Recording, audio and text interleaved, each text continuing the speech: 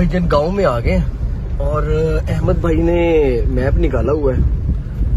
4 दफा घूम लिया है, घुमा फिरा के वहीं आ जाते हैं जहां से निकलते हैं। यार ये गूगल मैप जितनी अच्छी चीज है ना, कि कभी कभी ख्वार बहुत करता है, बंदे को ऐसे रोड पर छोड़ता है ना, ला करके आगे दीवार नजर आ रही होती है और बंदा कहता है यार की से हालत हो गई है। तो गूगल मैप समझ नहीं आ रही यार, कहाँ जाए अहमद भाई? यहाँ तो रास्ता ही नहीं है।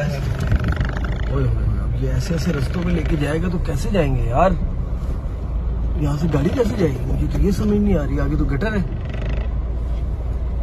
और गाड़ी तो चढ़ेगी नहीं। आगे गटर आ गया भाईजान और वहां पर बजरी रखी हुई है सारी, और ये गूगल मैप है।